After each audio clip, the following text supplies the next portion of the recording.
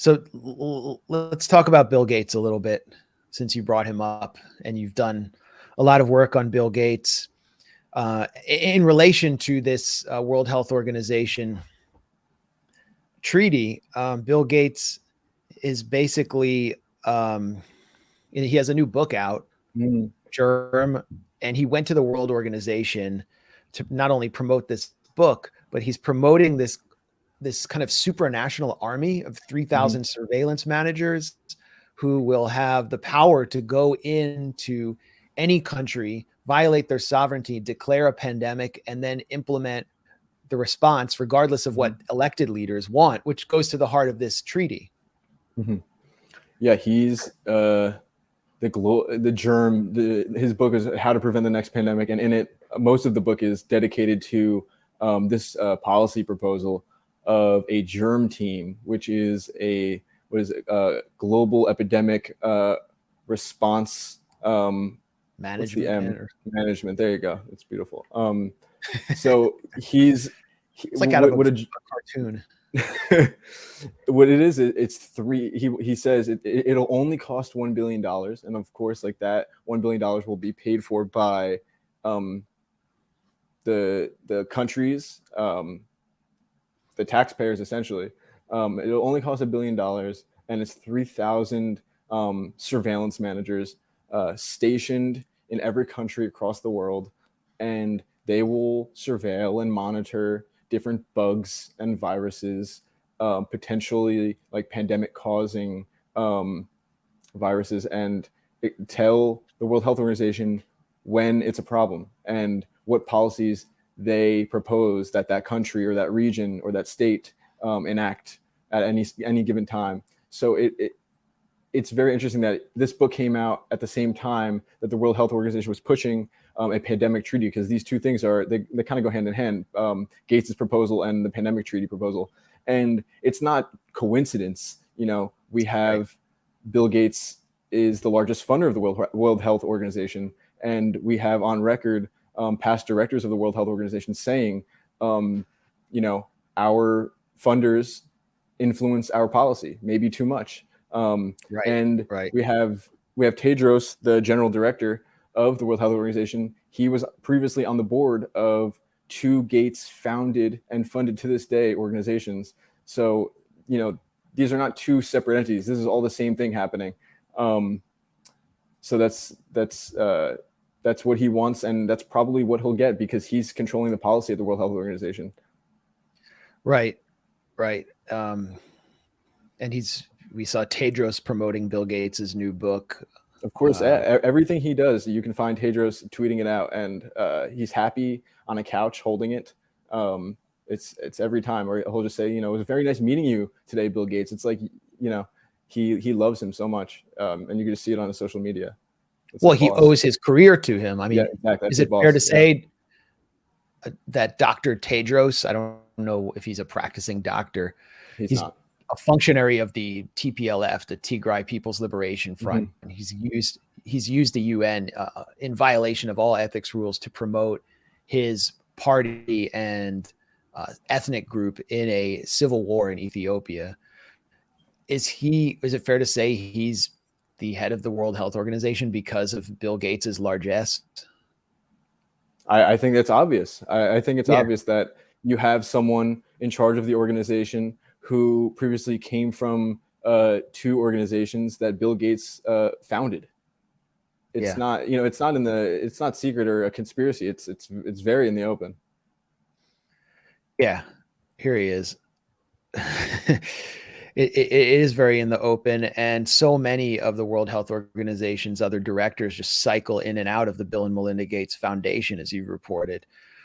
So here he is promoting Bill Gates, how to prevent the next pandemic. And, you have on the left, the World Health Organization's financial flow. How are we financed? The United States of America gets 15% of its financing from the US, which is itself heavily influenced by Bill Gates. It's sort of biomedical establishment. And then number two, Bill and Melinda Gates Foundation exceeds the UK with over 10% of financing. And after Trump and Pompeo pulled out of the WHO as part of their new Cold War against China, then Bill Gates became the number one funder. And then you see below the UK is the Gavi Alliance. What is the Gavi Alliance?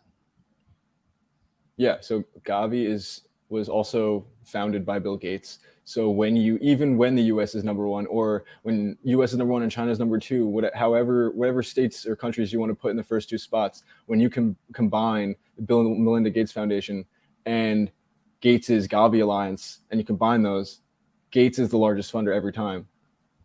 Right. And it's been fun to see Bill Gates kind of acknowledge a lot of things that people were saying, like people were removed from social media for saying, like that the lockdowns didn't work, or that his here it is. This is a remarkable statement by Bill Gates. We should just address this really quickly, because this is part of Bill Gates's book tour, where he kind of, it's like everyone else at the World Economic Forum, they pose as just these passive and highly enlightened observers of policies and processes that they themselves were driving and were responsible for. So here's Bill Gates on lockdowns. It wasn't until early February, when I was in a meeting, that experts at the foundation said, there's no way, there's been too much travel without diagnosis for us to contain this. And then at that point, we didn't really understand the fatality rate. We didn't understand that it's a fairly low fatality rate, and that it's a disease mainly of the elderly, kind of like flu is, although a bit different than that. So that was a pretty scary period, right, where the world didn't go on alert, including the United States, nearly as fast as it needed to. It wasn't until early So what's he saying here? I mean, what is he acknowledging? He's acknowledging that the main policies and most of the policies that the World Health Organization pushed, which is essentially his policies, did not work and were pointless, and were not backed by science. And even more, like recently, I don't know if you've seen the video of him saying that if you have a vaccine that doesn't stop transmission, well, then vaccine passports, I think he said verbatim, are pointless. So yeah. So that's last year that would have been considered, anti-vaxxer rhetoric, and now it's coming from Gates himself. It's all I said when the mandates were rolled out, because I knew this simple, basic fact about the vaccines, and I was, denounced as an anti-vaxxer and basically castigated by the organized left that still holds on to all these fantasies and sees the mRNA injection as some kind of holy talisman to be worshipped, and sees masking as religious garb. So, of course, Bill Gates had to be ignored, but it just shows the impunity he enjoys. You did a really interesting, and the lack of accountability. You did a really, I think, revealing report from outside the World Economic Forum on Bill Gates, relating to kind of his just the carefree existence he enjoys. Let's play some highlights of that. And is it okay to be BFFs with Jeffrey Epstein if you're rich like Bill Gates? Do you believe that the World Economic Forum should distance itself from Bill Gates, given his relationship with Jeffrey Epstein? I don't really know enough to comment. You don't know about that? He saves, but he rapes. So would you rather don't do anything towards the environment? Jeremy Loffredo for Rebel News in Davos, Switzerland, at the fourth day of the World Economic Forum's annual meeting.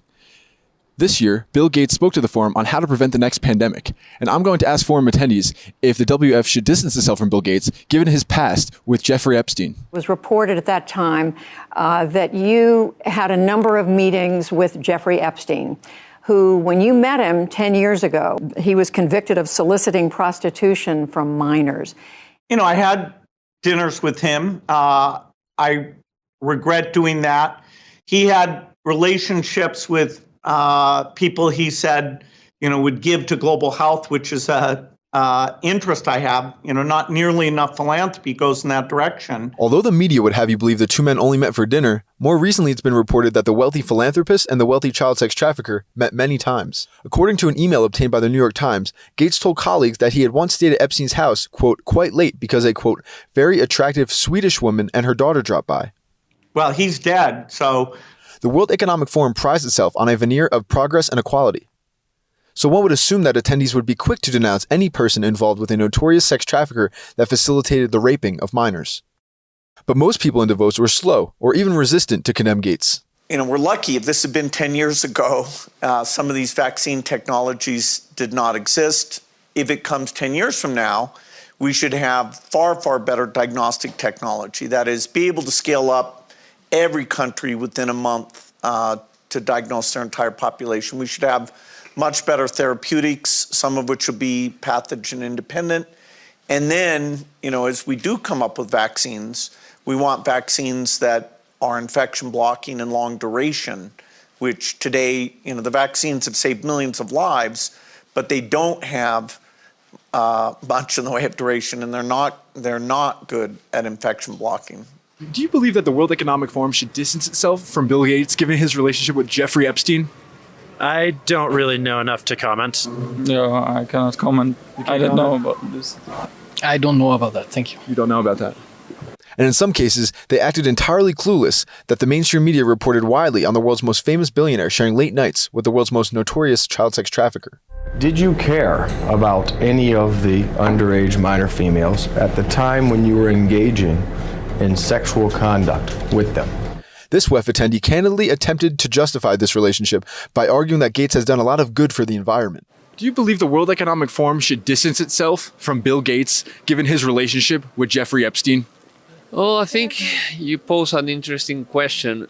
Sometimes people have the ability to make change regardless. You bring up a joke that Dave Chappelle did. Like, The Dave Chappelle joke. He saves, but he rapes.